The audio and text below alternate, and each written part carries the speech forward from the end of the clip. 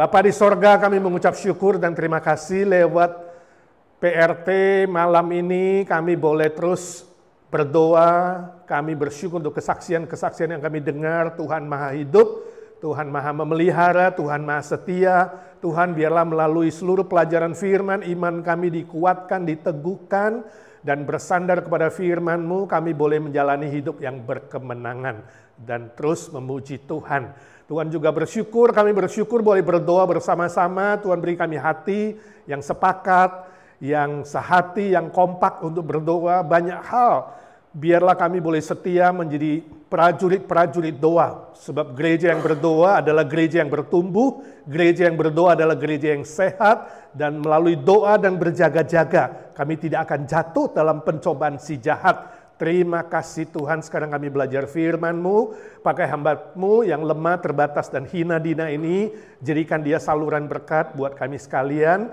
Siapkan hati pikiran kami, di dalam kelelahan fisik kami bekerja, kami membutuhkan hikmat-Mu, kami membutuhkan iluminasi dari Roh Kudus, pencerahan Roh-Mu, supaya kami mengerti firman Tuhan. Dalam nama Tuhan Yesus kami berdoa dan meminta berkat Tuhan. Amin. Nah, saudara, malam hari ini saya ingin mengajak kita memikirkan sebuah judul, yaitu Perang Harmagedon sudah di ambang pintu. Ini menjadi sebuah pertanyaan. Apakah Perang Harmagedon, perang yang terakhir sebelum Kristus datang kedua kali ke dunia ini, sudah ada di ambang pintu? Mari kita diskusikan dulu tiga pertanyaan di sini. Yang pertama saya bacakan dulu. Minggu lalu 7 Oktober 2023 kelompok Hamas menyerang Israel di perbatasan Gaza dan membunuh lebih dari 900 orang penduduk Israel, termasuk anak-anak, wanita, para senior, ya, penduduk sipil, juga tentara Israel, termasuk 2 yang sangat tinggi, mungkin letkol, itu juga dibunuh dengan sangat sadis. Ya. Korban ini terbesar sejak Holocaust. Pembantaian lebih dari 2 juta orang Israel di masa Hitler. Jadi selama itu sampai mereka merdeka Israel, ya, terus melawan kelompok PLO, kelompok Hamas, ya, atau Hizbullah dan kelompok-kelompok ekstrim lainnya, belum pernah ada korban yang begitu banyak. Sekali ini banyak sekali, dan mungkin hari ini sudah lebih dari 1.000 orang yang mati karena peperangan belum selesai sampai hari ini. Ya, kelompok Hamas juga menahan banyak sandera, diperkirakan, belum tahu pasti karena banyak yang hilang, lebih 200 orang, termasuk penduduk Amerika yang sudah mati 14 orang, yang hilang belum tahu berapa, ya. Dan juga ada bangsa-bangsa asing, ditafsirkan mungkin lebih 20 negara. Ya, orang-orang asing di lebih 20 negara waktu itu ikut di dalam pesta terakhir. Mereka ada pesta setelah, ya, Sabat, itu pas jatuhnya Sabat, ya. Sabat terakhir itu Yobel 50 tahun perayaan, kemudian adakan nyanyi-nyanyi bersukacita. Pada saat begitulah, ya, serangan dari kelompok Hamas yang sangat ekstrim menyerang mereka, termasuk orang-orang asing. Ya. Pemerintah Israel menyatakan perang dengan kelompok Hamas dan melakukan pembalasan. Dan kita tahu sampai hari ini korban lebih dari 1.300 orang. Banyak sekali, ya. Baik itu di pihak Hamas maupun pihak Palestina di Gaza. Israel betul-betul membalas dengan cukup tegas karena dia ingin menghabisi Hamas. Ya, dianjurkan kalau bisa dalam 24 jam ini penduduk-penduduk yang tidak bersalah boleh mengungsi dulu, entah ke Mesir, entah kemana, karena itu perbatasan paling dekat dengan Mesir, karena seluruh Gaza akan disisir untuk menangkap atau membunuh para Hamas. Ya, luar biasa. Tapi saya baca pemimpinnya tidak tinggal situ, saudara. Pemimpinnya tinggal di Doha, Qatar, ya kan, dan hidup dengan enak. Saya nggak tahu punya istri berapa, yang pasti anaknya itu 13, itu beberapa tahun lalu, sekarang pasti sudah tambah. Ya, ini hebatnya orang-orang yang beragama Muslim, boleh banyak istri dan melahirkan anak sebanyak mungkin. Bayangkan itu perbatasan, itu kota di Gaza itu, saudara, itu kecil sekali, paling sebesar 2 kali Washington DC kali, ya. Ya hampir sama dengan Philadelphia, tapi penduduknya 2 juta lebih, bayangkan. Hanya dalam berapa tahun mereka terus punya anak banyak. Ya, dan salah satu pemimpin terbesar itu adalah cucu dari kelompok pemimpin Hamas yang dulu, ini diturunkan ya kepada cucunya. Ini betul-betul sangat sadis yang mereka lakukan. Nah, hari ini Jumat sebenarnya pemimpin Hamas sudah umumkan ke seluruh dunia supaya mengadakan jihad di seluruh dunia. Saya nggak tahu, belum baca berita. Malam ini terakhir kita lihat adakah kota-kota lain juga ikut berjihad ya bagi Hamas. Nah, sekarang pertanyaan kita, menurut saudara, apakah peperangan ini akan meluas hingga memicu perang Harmagedon, perang terakhir di muka bumi ini, perang yang terbesar yang akan melibatkan banyak bangsa ya sebelum Kristus datang kedua kali pada hari kiamat? Ada kemungkinan nggak ke situ? Belum. Ini baru permulaan ya, baru permulaan ya. Tapi mungkin sekali menjadi pemicu ya, sebab Israel itu menjadi salah satu negara yang akan diserang habis-habisan sebelum Kristus datang kedua kali, dan menjadi salah satu pusat permusuhan yang tidak pernah akan berhenti. Permusuhan antara Israel dan Arab, ya, negara-negara Arab yang menentang Israel tidak pernah akan selesai sampai Kristus datang. Nah, ini saya kira kesalahan dari siapa? Bapak Abraham yang punya 2 istri ini, susah ini ya. Mendahului Tuhan. Tuhan bilang nanti keturunanmu melalui Sarah akan membawa berkat bagi seluruh dunia, dan kamu akan menjadi bapak beriman, ya, bapak iman dari seluruh bangsa. Dia tunggu-tunggu, Sarah sudah mati haid tapi gak lahir-lahir anak, lalu gak percaya, ragu sama Tuhan. Pembantu pun disikatnya, saudara. Ya, ditidurilah si Hagar. Kemudian lahir siapa? Ismail. Pemimpin Hamas terbesar hari ini namanya Ismail, saudara. 2 bangsa yang akan terus berperang akibat dari Bapak Abraham blunder, melangkahi rencana Tuhan dan melangkahi waktu Tuhan. Ini akan terus sampai Yesus datang kedua kali. Bisa saja ini menjadi pemicu, akan terus ya, dan memuncak kalau melibatkan seluruh negara di dunia ini. Ada kemungkinan ya bahwa perang Harmagedon sudah tidak lama lagi. Kita lihat kedua. Iran pernah mengumumkan akan membinasakan seluruh Israel dari bumi ini. Itu cita-citanya Iran, saudara, ya, negara Iran. Ya. Pernyataan ini sama dengan piagam atau charter dari kelompok Hamas.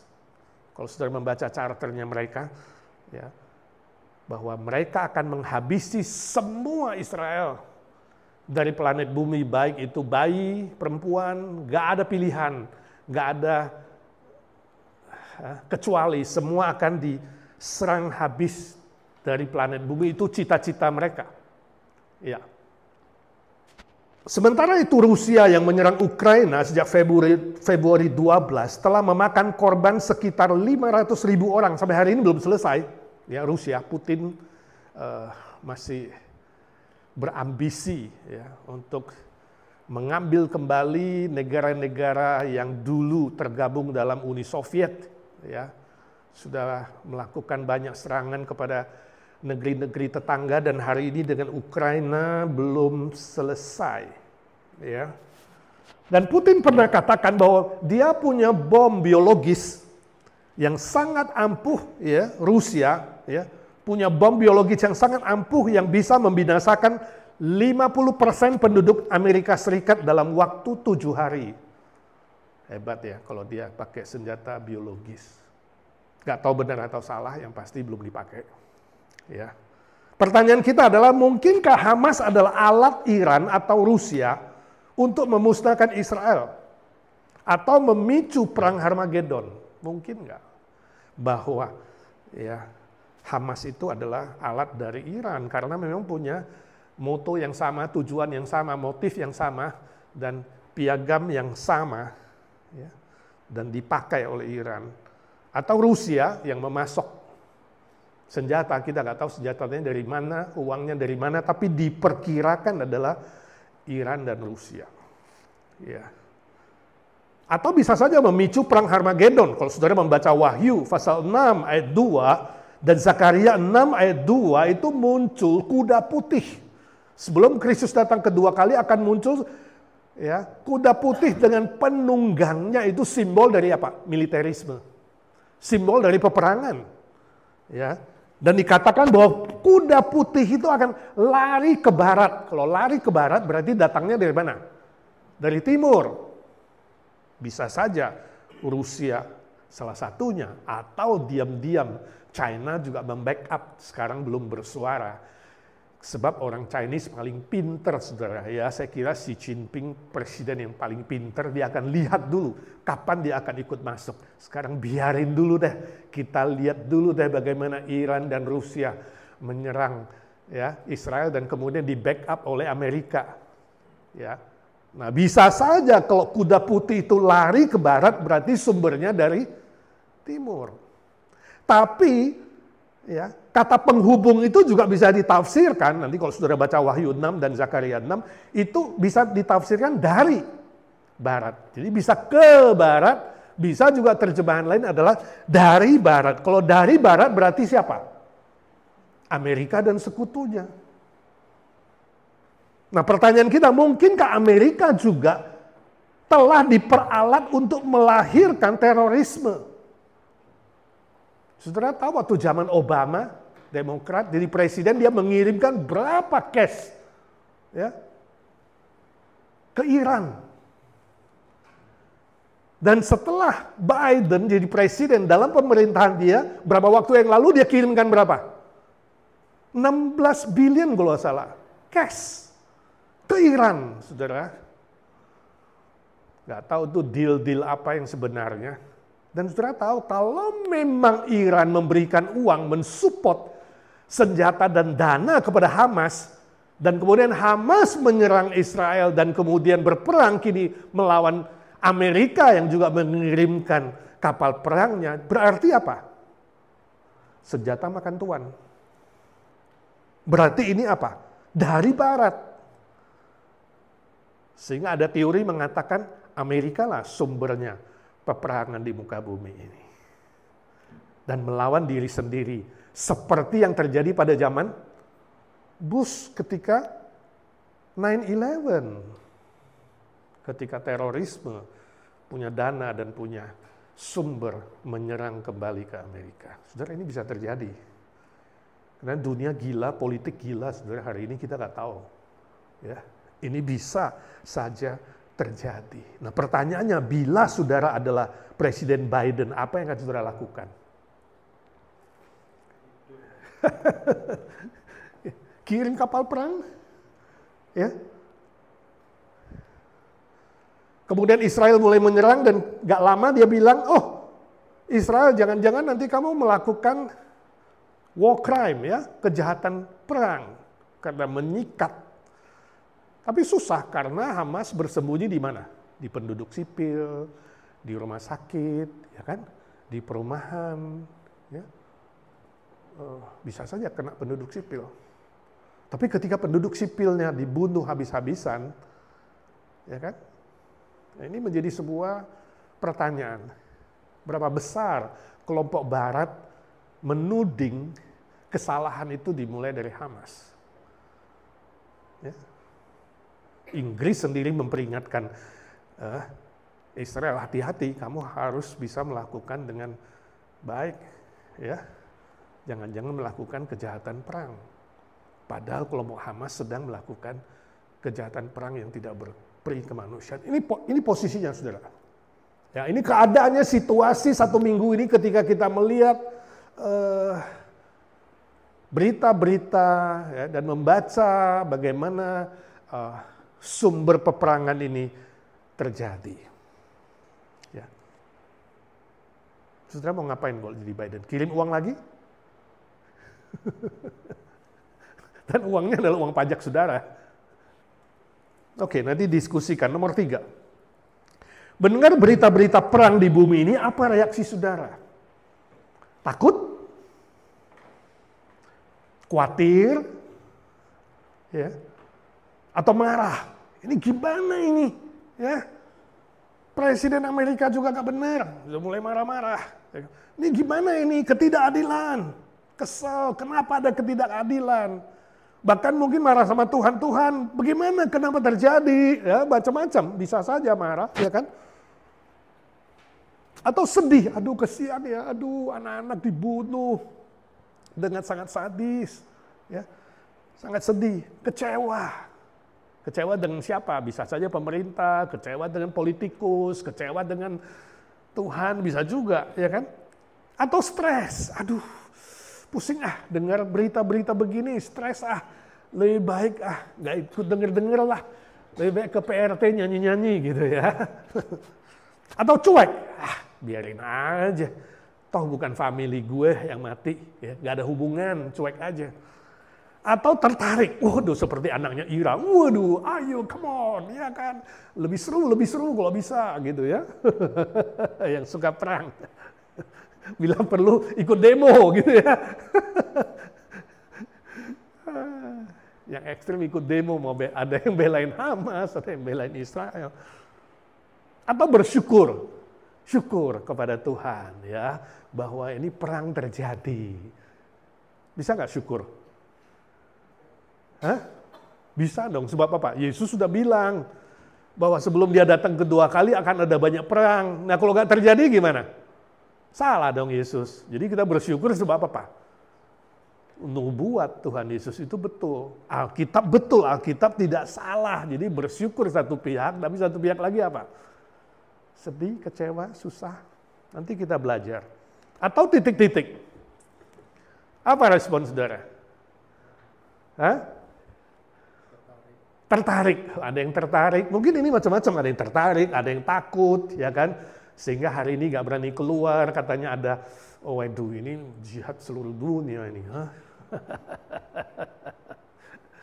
Oke, sekarang kita lihat Alkitab. Apa kata Alkitab? Ya, kita akan belajar dari beberapa kebenaran firman Tuhan pada malam ini. Yang pertama, Matius 24 ayat 6 sampai 7 kita membaca bersama-sama, ya. Matius 24 ayat 6 sampai 7. 1 2 3. Kamu akan mendengar deru perang atau kabar-kabar tentang perang. Namun berawas-awaslah, jangan kamu gelisah, sebab semuanya itu harus terjadi, tetapi itu belum kesudahannya. Ayat 7. Sebab bangsa akan bangkit melawan bangsa, dan kerajaan melawan kerajaan. Akan ada kelaparan dan gempa bumi di berbagai tempat. Nah ini nubuat Tuhan Yesus. Yesus sendiri yang berkata ya, bahwa ini akan terjadi. Ayat yang pertama ya sudah ya, Matius 24 ayat 6 sampai 7 adalah nubuat Tuhan Yesus. Ya.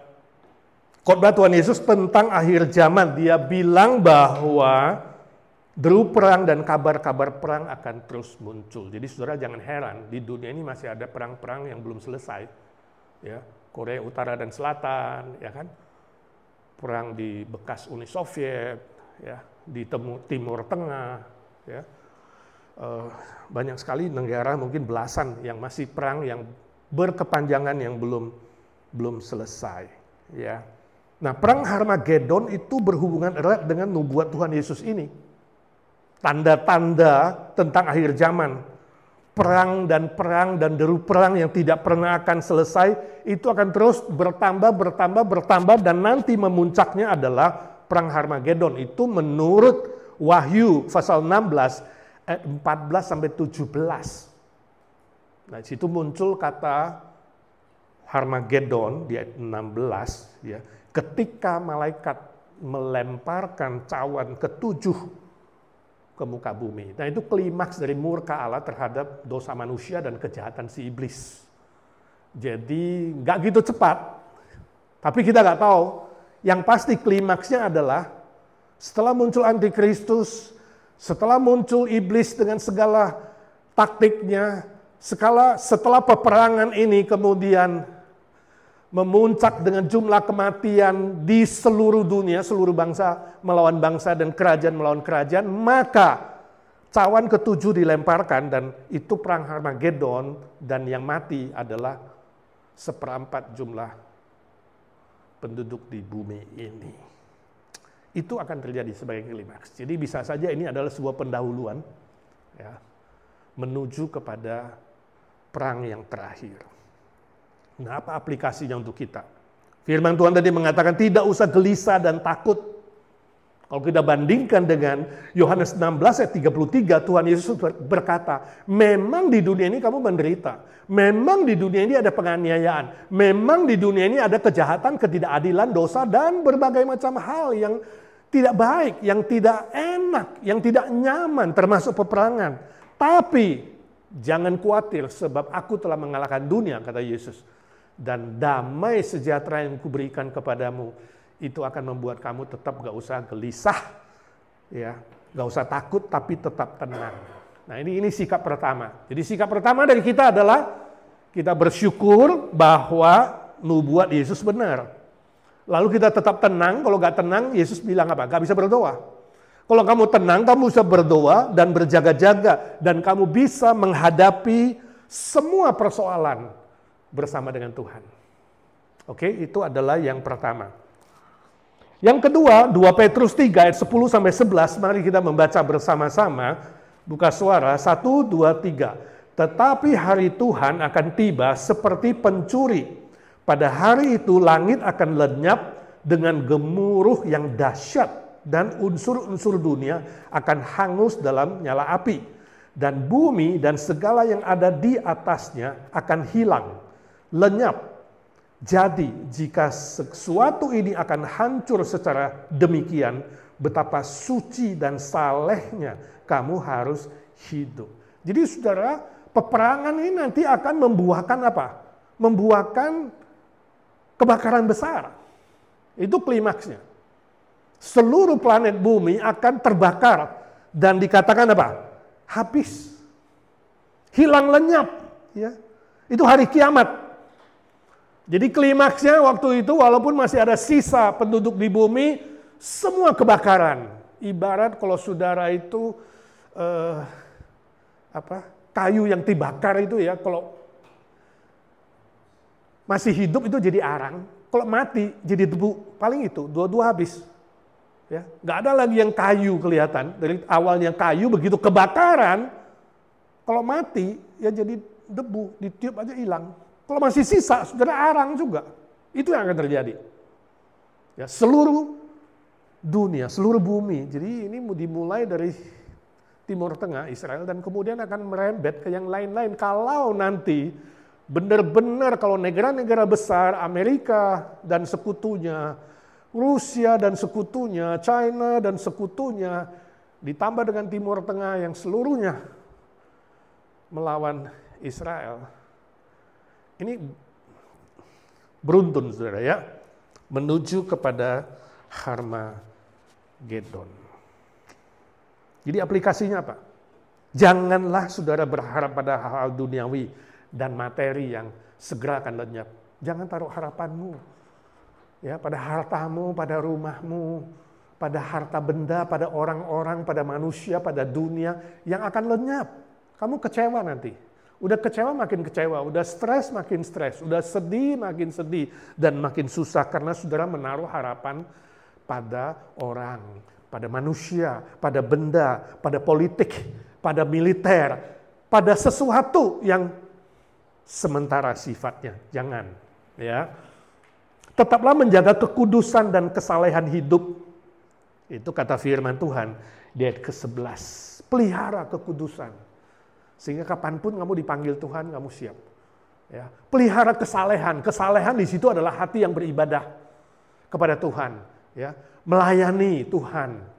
Ya. Melakukan pekerjaan Tuhan yang tidak sia-sia, tapi yang bernilai kekal, itu kesalehan. Ya. Dan menjaga kekudusan.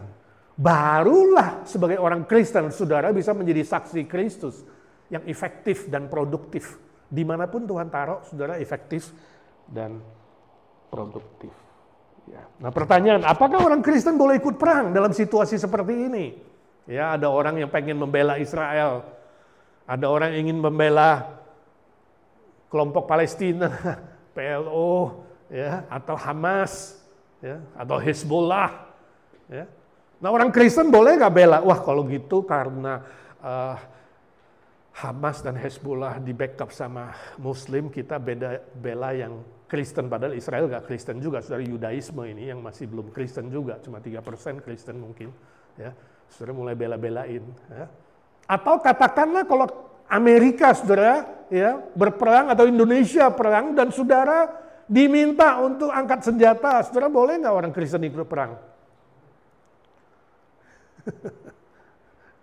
Jadi boleh nggak menembak orang? Wah, ini bukankah ada firman bilang jangan membunuh? Wah, ini gimana?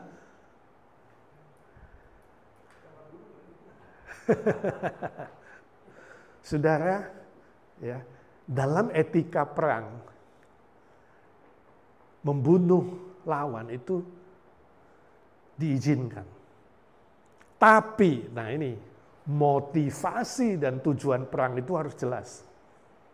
Bukan untuk kepentingan politik tertentu, bukan untuk kepentingan diktator, perintah dari diktator, tetapi motif dan tujuan dari perang adalah untuk menegakkan keadilan, kebenaran, dan kebaikan. Itu kata firman Tuhan. Efesus pasal 5 ayat 9 sampai 11. Kalau bukan untuk menegakkan kebenaran, keadilan, dan kebaikan untuk banyak orang, saudara boleh berkata tidak. Ya. Dan juga membawa damai sejahtera di dalam kasih karunia Kristus. Itu Pengkhotbah pasal 3 ayat 8 mengatakan ada waktunya berdamai, ada waktunya perang. Ya. Matius 5 ayat 9 mengatakan berbahagialah orang yang membawa damai, bukan damai di bumi, tapi damai yang sejati yang diberikan oleh Yesus Kristus ketika dosa seseorang diampuni dan dia diberi jaminan hidup kekal. Nah itu harus jelas. Di situ jawabannya yes. Di luar itu jawabannya no. Oke? C.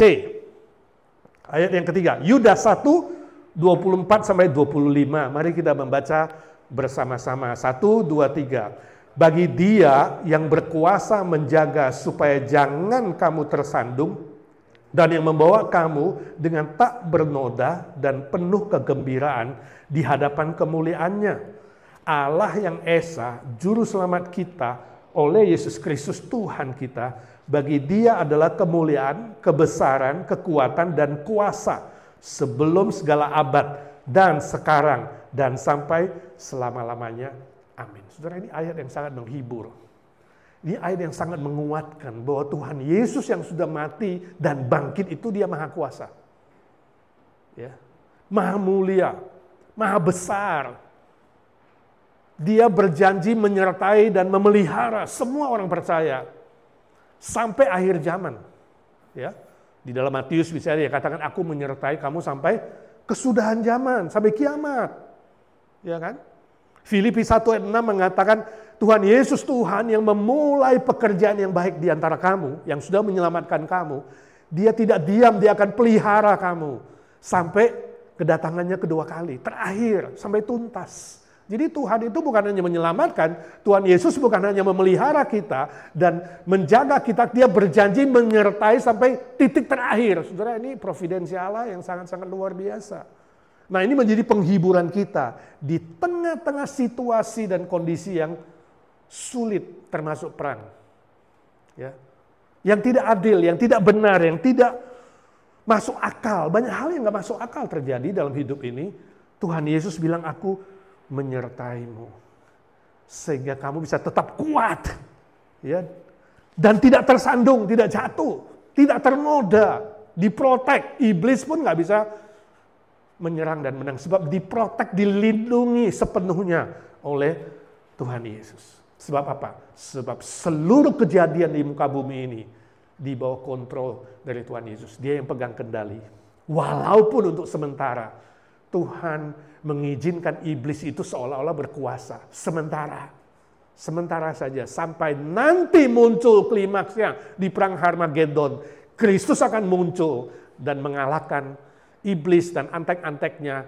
Dan semua orang yang mengikuti antikristus dan mengikuti iblis. Ya, tapi kita bersyukur Tuhan Yesus bilang, ini permulaan seperti ibu yang mau melahirkan. Permulaan penderitaan, ini baru kontraksi pertama. Kalau ibu sudah mau melahirkan, itu ada kontraksi sampai 10, saudara. Mulai dari 1 kan sakit kan. Aduh, ini baru sakit pertama ini. Nanti makin kontraksi, makin ya sampai pembukaan ke-10 baru lahir bayi. Nah, itu kedatangan Kristus kedua kali. Ya. Jadi mungkin Harmagedonnya itu adalah pendek. Sebab Yesus mengatakan demi orang-orang percaya, waktunya akan diperpendek. Mungkin nggak sampai nomor 10. Jadi prematur ini penderitaannya ya. Mungkin 7. Kristus sudah datang. Ya, melihat iblis dan antikristus dan nabi palsu yang begitu sadis. Dengan berbagai macam mujizat, dengan berbagai macam hal yang luar biasa ingin menyiksa orang-orang percaya, ya, dan menarik banyak orang yang tidak percaya. Yesus Maha Kasih dan Dia akan memperpendek waktunya. Hopefully nggak sampai angka 7, kalau 1 sampai 10, mungkin 5 ya dikasih setengah. Ya, Kristus sudah datang dan menghancurkan iblis dan antek-anteknya dan semua pengikut dari iblis. Nah, aplikasinya apa, saudara, buat kita? Tetap beriman pada pemeliharaan Tuhan yang Maha Kuasa dan saudara setia sampai akhir. Ini sangat penting. Sebab hanya orang yang setia sampai akhir itu yang akan diselamatkan. Kalau saudara tidak setia, ini tanda saudara sungguh gak sih sudah menerima kasih karunia dari Tuhan Yesus? Saudara sungguh gak sudah mengalami kuasa dan kasih-Nya? Sungguh gak sih saudara seorang Kristen yang asli? Ini pertanyaan sehingga saudara begitu gampang tersandung dan terjatuh. Tidak ada satu hal pun termasuk perang Harmagedon yang bisa memisahkan kita dari kasih Kristus. Itu ujian klimaks terakhir. Kalau saudara dan saya masih hidup, waktu perang Harmagedon ini saya kira ujian penderitaan yang sangat berat. Saya nggak tahu apa. Apakah saat itu ya, bisa lulus atau tidak. Tapi yang pasti Roma 8 ayat 35 sampai 39 mengatakan kasih Kristus yang menyelamatkan kamu dan saya, kita. Dia akan memelihara kita sehingga tidak ada satu hal pun, peperangan, ketelanjangan, penganiayaan, kesusahan, bahkan maut sekalipun, diancam maut sekalipun, tidak bisa memisahkan kita dari kasih Kristus. Jadi Roh Kudus akan menolong kita walaupun diancam mati. Mau dipenggal kepalanya katakanlah, tetap Roh Kudus kasih kekuatan. Kita memilih Kristus, bukan antikristus dan iblis. Yaitu gak ada yang bisa memisahkan kita dari Kristus. Walaupun ada banyak ketidakadilan dan hal-hal yang tidak dimengerti, saudara gak usah stres, gak usah khawatir, gak usah marah-marah, ya, atau pengen membalas kejahatan dengan kejahatan. Nah, itu sekarang yang dilakukan oleh Israel. Sebab Israel masih memegang perjanjian lama, mata harus ganti mata. Gigi ganti gigi, bila perlu 1 mata ganti 10 mata dan 32 gigi. Ya, jadi dengan sebuah kemarahan besar Israel melakukan pembalasan, tapi tujuannya dia katakan jelas, ini untuk membasmi kejahatan dan menegakkan keadilan dan kebenaran. Ya. Jadi ini etika perang, sehingga kita pun tidak bisa menyalahkan pihak Israel. Ya. Lalu selanjutnya berdoalah bagi para keluarga korban. Nah, itu yang bisa kita lakukan sekarang. Kita doakan keluarga korban, sangat sedih, sangat susah, stres, depresi. Kita perlu doakan supaya Tuhan menghibur. Saya kemarin dengar sebuah kesaksian di berita, ya, salah satu penduduk Israel yang lolos, ya, ketika keluarganya semua dibunuh, termasuk mamanya mati di badannya. Nah, si anak muda ini yang lolos ini dia cuma kena tembak di bagian sini, perut, tapi dia lolos. Dia bilang, saya tahan nafas. Dia tahu dia masih hidup. Ya kan? Karena terorisnya masih di situ. Kalau tahu dia masih bernafas atau keluar suara atau gerak, mati dia. Jadi seluruhnya habis, tinggal dia lolos. Dia tahan nafas yang dikatakan. Ya. Lalu dia bilang, saya berdoa. Saya panggil, Tuhan mana aja deh yang di atas sana. Sih, ini loh kasihan sekali. Berdoa gak tahu Tuhan yang mana. Orang kalau udah desperate cari Tuhan, tapi Tuhan yang mana? Tuhan yang mana aja tolong aku. Saudara, orang dalam kesusahan bisa ingat Tuhan. Nah, saya harap suasana seperti ini ketika nanti keluarga korban ditolong, ya, mereka bisa mendengarkan Injil. Mereka bisa mendengarkan tentang Yesus Kristus. Bukan Tuhan mana aja, ini pasti juga dia nggak bisa panggil Yahweh. Dia bukan Yudaisme, ini anak muda. Anak muda sekarang banyak yang free thinker, nggak percaya apa-apa. Percaya diri sendiri paling hebat. Nah sekarang udah mau mati baru ingat Tuhan. Tuhan ya nggak tahu saya namanya siapa, yang mana aja deh. Yang penting tolong saya sih. Ada berapa seperti itu? Mungkin banyak. Waktu susah, waktu jalan buntu, waktu tidak ada jalan.